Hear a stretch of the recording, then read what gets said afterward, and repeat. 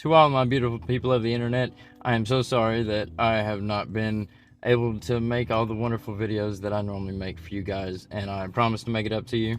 I am trying to get on a every week schedule and make Wonderful Workplace a every Wednesday thing, and but I wanted to do a final mobile desk setup baby video because this is probably the final version, and hopefully we'll be moving to a better studio here soon. But I wanted to explain all the things that I didn't really know how to use before, and I didn't test out thoroughly or use to the best of their ability, so I thought I would go ahead and do that now, especially with the AX 1800 GL iNet router, because that thing is wonderful, and I'm so glad that I bought it. And honestly, for the price, it was a wonderful deal. So yeah, let's get started.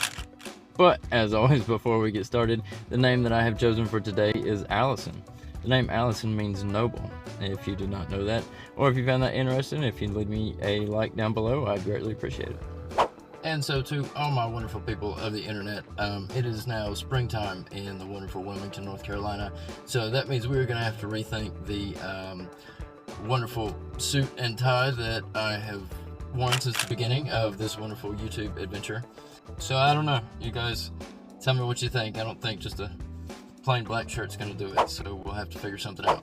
So this is what I'm really excited to tell you guys about. This is the GL iNet AXL 1800 slate router, and this thing is so awesome. When I have actual fiber internet, I'm actually going to hook this in and only use this router.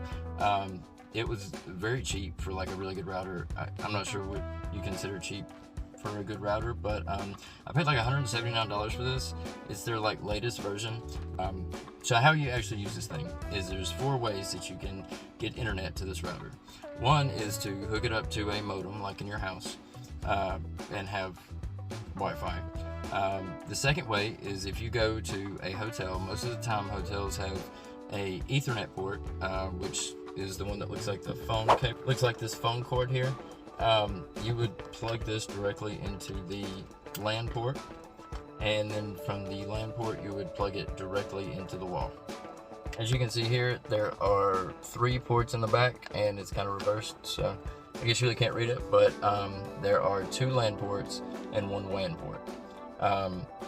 We'll go over the WAN port here in just a second, but if you want direct internet, you would plug this up to the wall, and then you would plug another one into the LAN 2 port and plug it into your laptop. What the USB port is for is I use the USB port to hook work phone up to the router, and that shares the signal through tethering. So tethering is the other way that you can get internet to this router, and honestly will give a mobile hotspot like the fastest speed it can have. Like I do, it says I'm doing like 140 meg when I'm hooked up to this, but I'm not sure. It doesn't really feel like it.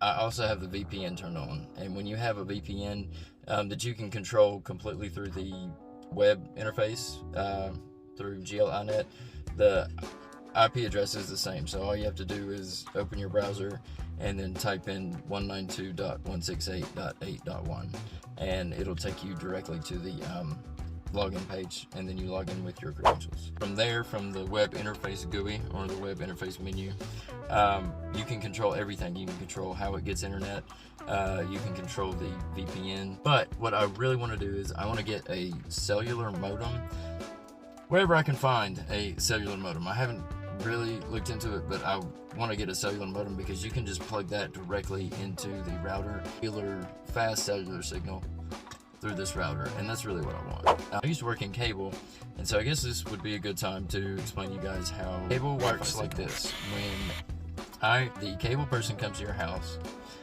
they have to find where the internet comes from, and that comes from something called a tap. The tap is either in a green pedestal in your yard, or it is either on a cable line hanging outside your house somewhere. What we have to do is we have to take the ladder or just go find the tap, and we have to hook up a OEM meter or a signal meter reader to the tap. And what that does is we do it with a coax cable for everyone else at home that doesn't know where internet comes from or how your house gets internet. Basically, your router is plugged into your modem, and that's what gives you your Wi-Fi signal. That's also dictates the range coverage that you're going to get, whether that's inside your house or outside your house. Now, Wi-Fi signal is very sensitive, and how it comes out of the router is the signal goes up and out like a bubble, and so it like covers an area like an umbrella. And if there's anything above that router, I don't care what it is, I don't care if it's a shelf, I don't care if it's a pipe with water in it, whatever it is, it will block that signal. So you can put the modem anywhere. America! You can throw that thing in a drawer, you can throw it behind your bed, whatever you want, and you're still going to get the same fast speed and fast reliable internet that you would always get. But the router, if you put it on a shelf and there's another shelf above it or anything like that, then you're getting maybe half of the signal that you were supposed to be getting, and your coverage is not going to be good. That being said, you all have two networks on your router. You have a 5G network and you have a 2G network. Now, this is the way both of those networks work so that you can get the most out of your Wi-Fi experience, or the most out of the very expensive cable that I'm sure you're paying for. The 5G network is the strongest network, and it's the one that's going to give you 100% of the speed that you're paying for. So if you're paying for 200 meg, then your 5G is going to put out 200 megs of speed if you're connected to it.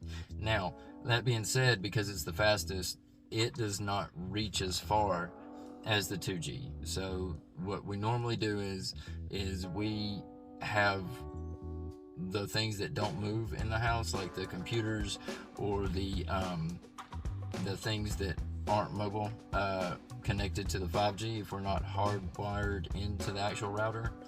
If you have an Ethernet cord going from your router to your actual computer, then that's not using any of the Wi-Fi signal whatsoever. That means you're hardlined in, and that doesn't affect your Wi-Fi, period, and you will get 100% of your speed. Now, obviously, phones and tablets are what we connect to the Wi-Fi. We always connect them to the 2G. Now, the 2G will only give you half of your speed. So if you're paying for 200, then it'll only give you 100 megs per speed. But it will reach further, and you can put more devices on the 2G network.